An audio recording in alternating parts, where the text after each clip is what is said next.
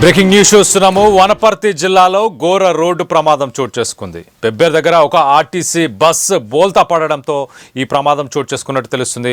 ప్రమాదంలో 30 మందికి తీవ్ర గాయాలయ్యాయి. అలాగే ఒకసారి క్షతగాత్రులను ఇప్పుడు ప్రస్తుతానికి అక్కడికి సహాయ చర్యలు చేపట్టడానికి అక్కడికి పోలీసులు అలాగే సిబ్బంది చేరుకున్నారు. ఈ ఘటనకు సంబంధించి ఒకసారి మనం డీటెయిల్స్ చూడొచ్చు. రైట్ సైడ్ బాక్స్లో దీనికి సంబంధించిన విజువల్స్ని చూడొచ్చు. ఎస్, దీనికి సంబంధించి మా ప్రతినిధి మరింత అప్డేట్ ఇవ్వడానికి శివాజీ మరి కాసేపట్లో రాబోతున్నారు. పెబ్బేరు దగ్గర ఆర్టీసీ బస్సు బోల్తా పడింది. ప్రమాదంలో 30 మంది తీవ్ర గాయాల పాలయ్యారు. 30 మందికి పైగా తీవ్ర గాయాల పాలయ్యారు. క్షతగాత్రులను పెబ్బేరుకి సంబంధించిన ప్రభుత్వ ఆసుపత్రికి తరలించారు. ప్రస్తుతానికి సహాయక చర్యలు కొనసాగుతున్నాయి. బస్సులో మరి చిక్కుకున్న వారిని బయటకు తీసేందుకు కొంత ఇబ్బందికర పరిస్థితులు నెలకొన్నట్టు తెలుస్తుంది. సహాయక చర్యల్లో పాల్గొనడానికి ఇటు ఆలంపూర్ ఎమ్మెల్యే విజయుడు కూడా అక్కడికి చేరుకున్నట్టు తెలుస్తుంది. బస్సు మరి ఇక్కడ కర్నూలు నుంచి బయలుదేరి హైదరాబాద్కి వెళ్తున్న సమయంలో ఈ ఘటన చోటు చేసుకుంది.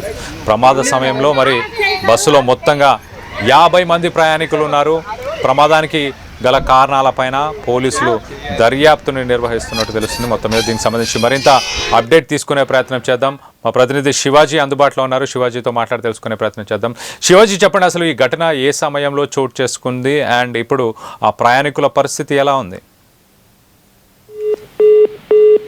రైట్, మరి కాసేపట్లో మా ప్రతినిధి శివాజీని అందుబాటులోకి రాబోతున్నారు. ప్రమాదానికి గల కారణాలపైన పోలీసులు ప్రస్తుతానికి దర్యాప్తును నిర్వహిస్తున్నారు. మనం రైట్ సైడ్ బాక్స్లో ఆ బస్సుకు సంబంధించిన విజువల్స్ మనం చూస్తున్నాం. బస్సు ఒక్కసారిగా బోల్తా పడిపోయింది. చూడండి, రోడ్డు డివైడర్ పైన ఆ బస్సు కనిపిస్తుంది. మరి ఏంటి ఈ ఘటనకు గల కారణం ఏంటి అన్న కోణంలో ప్రస్తుతానికి ఇన్వెస్టిగేషన్ నడుస్తుంది. ప్రయాణికులని చూడండి, పోలీసు వాహనంలో కూడా ఆ ప్రయాణికులను ఎక్కించి అక్కడి నుంచి తరలించే ప్రయత్నం చేశారు. స్థానికంగా ఉన్న ఎమ్మెల్యే కూడా అక్కడికి చేరుకున్నారు. హైవే పైన డివైడర్ పైన మధ్యలో పడిపోయిన బస్సుకు సంబంధించిన విజువల్స్ని మనం చూస్తున్నాం. చూడండి, ముందు అద్దం పూర్తిగా ధ్వంసం అయిపోయింది.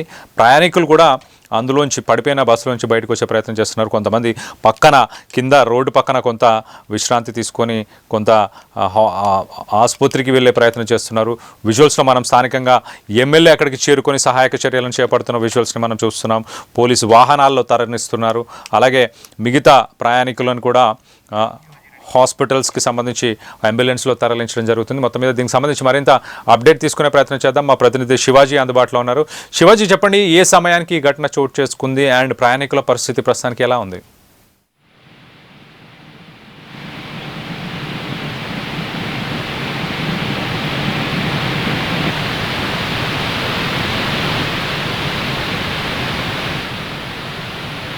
దీని ఒక డౌట్, ఇప్పుడు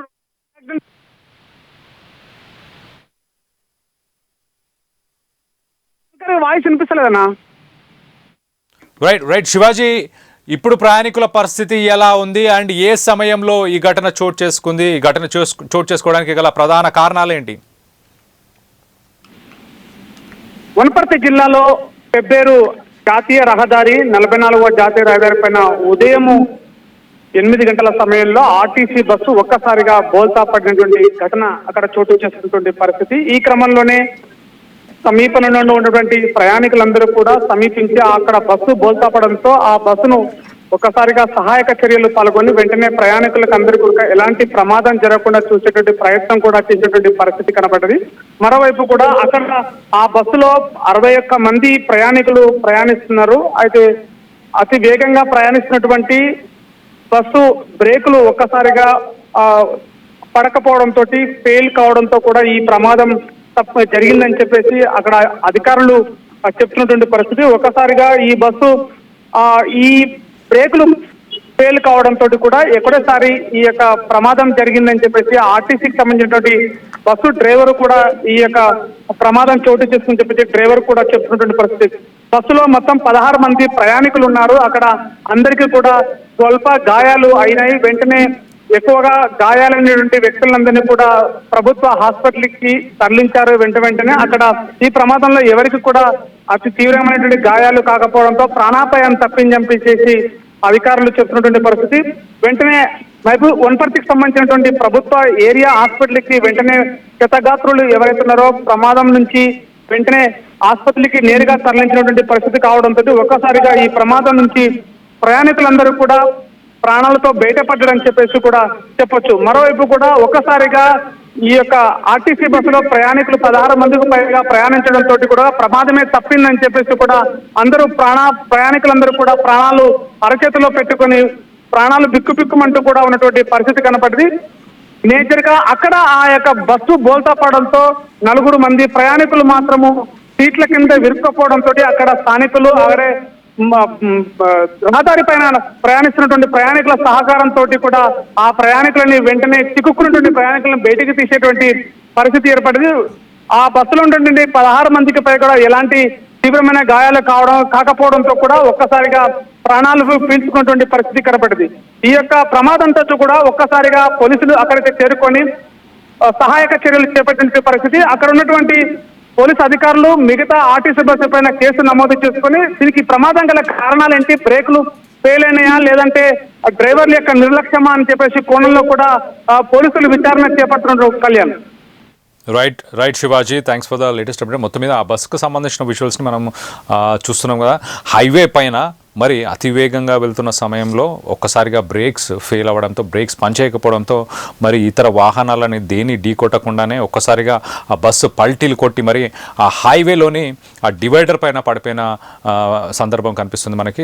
మొత్తానికైతే ఆ బస్సులో ప్రయాణం చేస్తున్న ఆ ప్రయాణికులందరూ కూడా ప్రస్తుతానికి కొంత గాయాల పాలయ్యారు. వాళ్ళందరినీ కూడా దగ్గరలో ఉన్న ఆసుపత్రులకు వారందరినీ కూడా తరలించడం జరిగింది. కానీ ఈ ఘటనలో ఎలాంటి ప్రాణాలు కోల్పోవడం కానీ అలాంటి పరిస్థితులు నెలకొనలేదు. మరోపక్కన ఒక్కసారి మనం చూస్తే దీనికి సంబంధించి అలంపూర్ ఎమ్మెల్యే విజయుడు కూడా అక్కడికి స్థానికంగా మరి అదే దారిలో వెళ్తున్న సమయం కావచ్చు మొత్తానికైతే అక్కడికి చేరుకుని హుటాహుటిన ప్రయాణికులందరినీ పోలీసు వాహనంలోనే వారందరినీ ఆసుపత్రికి తరలించిన విజువల్స్ని మనం చూస్తున్నాం. అలాగే ప్రయాణికులు ఒక్కసారిగా పల్టీ కొట్టడంతో ప్రయాణికులందరూ కూడా గాయపడ్డ వాళ్ళందరూ కూడా ఆ డివైడర్ పక్కనే వాళ్ళందరూ కూడా కొంత అంబులెన్స్ కోసం వెయిట్ చేస్తూ రెస్ట్ తీసుకుంటున్న విజువల్స్ని మనం చూస్తున్నాం. ఆ బస్సు లోపల కూడా మనం చూడొచ్చు ఆ ప్రయాణికులకు సంబంధించిన వస్తువులు కానీ అవన్నీ కానీ చెల్లా చెదురైపోయినాయి. సహాయక చర్యలు చూడండి, పోలీసులు అలాగే కొంతమంది సహాయక చర్యలను చేపడుతున్నారు. అక్కడ ఆ బస్సులో ఉన్న వ్యక్తులను ఒక్కొక్కరిని బయటికి వెలికి తీసే ప్రయత్నం చేస్తున్నారు. చూడండి, రాడ్లు కొంత గాయాల పాలయ్యి అక్కడ రక్తపు మరకలు లాగా కూడా కనిపిస్తున్న పరిస్థితి అయితే చాలా క్లియర్గా మనం చూడొచ్చు. సో మొత్తం మీద ఒక దురదృష్టవశాత్తు జరిగిన ఘటన అయినా కూడా మొత్తానికైతే ఎలాంటి ప్రాణ నష్టం లేకపోవడం, అలాగే ఆ బస్సుని కూడా కొద్దిగా పక్కకి జరిపే ప్రయత్నం చేస్తున్నారు. బస్సులో ఒక 4 మాత్రం తీవ్ర గాయాల పాలైనట్టు తెలుస్తుంది. మరి మిగతా వాళ్ళ పరిస్థితి ఎలా ఉందో ఇంకా దానికి సంబంధించి అప్డేట్ రావాల్సి అయితే ఉంది. మొత్తం మీద పోలీసు వాహనంలోనే ప్రయాణికులను తరలిస్తున్నారు. చూడండి, వాళ్ళ బట్టలు చినిగిపోయాయి, కొంత గాయాల పాలయ్యి రక్తం కూడా వస్తున్న పరిస్థితులు అయితే మనం చూడొచ్చు చాలా క్లియర్గా. సో కొంత తీవ్రంగానే గాయపడ్డారు. అక్కడ చిన్న పిల్లలు, లెఫ్ట్ సైడ్ బాక్స్లో మనం చూడొచ్చు, చిన్న పిల్లలు పాపం గాయాల పాలైపోయినప్పుడు వాళ్ళకి కొంత నీరు తాగించే ప్రయత్నం చేస్తున్నారు. తగిలిన దెబ్బలను కూడా క్లీన్ చేసే ప్రయత్నం చేస్తున్నారు. అల్లాడిపోతున్నారు అని చెప్పొచ్చు. చిన్నపిల్లలు, పెద్దవాళ్ళు, అన్ని ఏజ్ గ్రూప్స్కి అక్కడ ఒక ఏజ్ గ్రూప్స్కి సంబంధించిన వ్యక్తులను మనం చూడవచ్చు. మహిళలు ఉన్నారు, పెద్దవారు ఉన్నారు. మొత్తం మీద మరి ఆర్టీసీ బస్ అంటే సాధారణంగా చూడండి, దానికి సంబంధించిన బోర్డు కూడా మనకు కనిపిస్తుంది. కర్నూలు నుంచి హైదరాబాద్కి వస్తున్న బస్సుకి సంబంధించిన ఆ బోర్డు కూడా బయట పడిపోయింది. మొత్తంగా ఇప్పుడు హైవే పైన ఒక్కసారిగా ఈ ఘటన చోటు చేసుకోవడం.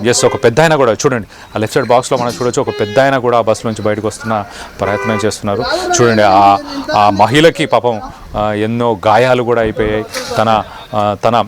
తన మొహం మీద నుంచి రక్తం కారుతున్న పరిస్థితి. సో తీవ్రంగానే గాయాల పాలయ్యారు బస్సులో ఉన్న వ్యక్తులందరూ కూడా. సుమారు 30 మంది ప్రయాణికులు అంటున్నారు. సో ప్రాథమిక విచారణ బ్రేక్స్ ఫెయిల్ అవడం వల్లే ఈ ఘటన చోటు చేసుకుంది అని అంటున్నారు.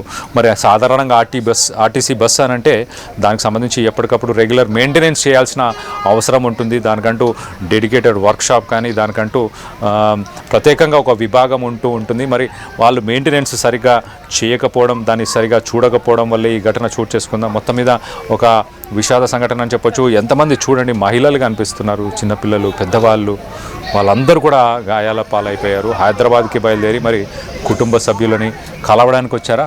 ఒక లెఫ్ట్ సైడ్ బాక్స్లో మనం చూడండి పడిపోయిన వ్యక్తులని ఒక్కొక్కరిని బయటికి తీసుకొచ్చే ప్రయత్నం చేస్తున్నారు.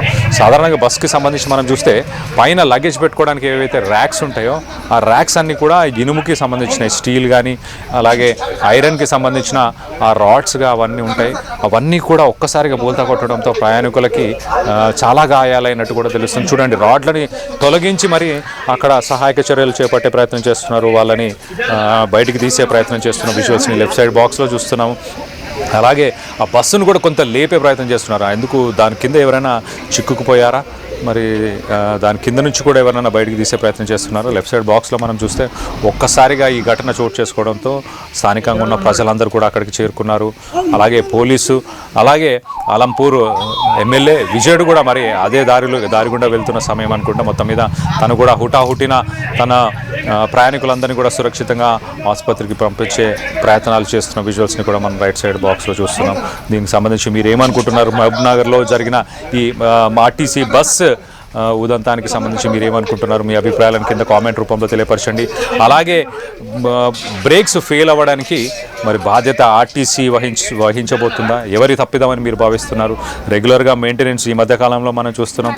ప్రైవేట్ సంస్థలకు సంబంధించిన బస్సులు సరిగ్గా మెయింటెనెన్స్ చేయకపోవడం వల్లే ఎన్నో దుర్ఘటనలు పాలయ్యాయి. దాంట్లో ఎంతోమంది వ్యక్తులు చనిపోవడం కూడా జరిగింది. మరి ఇప్పుడు ఈ ఘటనలో కూడా అదృష్టవశాత్తు ఎవరు చనిపోలేదు, కానీ తీవ్ర గాయాల పాలయ్యారు. వాళ్ళకి సంబంధించిన విజువల్స్ని మనం చూడొచ్చు. ఈ చిన్నపిల్లలు, మహిళలు, అలాగే వృద్ధులు, పెద్దవాళ్ళు అందరూ ఉండడం, వాళ్ళ పరిస్థితి చూడండి. ఒక్కొక్కరుగా బస్సులోంచి వాళ్ళని బయటికి తీస్తున్నారు. వాళ్ళకి సంబంధించిన ఒక్కసారి ఆ ఘటనా స్థలానికి సంబంధించిన విజువల్స్ని ఒక్కసారి చూసే ప్రయత్నం చేద్దాం. దీనికి సంబంధించి మీ అభిప్రాయాలు ఏమనుకుంటున్నారో, మీ అభిప్రాయాలు ఏంటనేది కింద కామెంట్ రూపంలో తెలియపరచండి.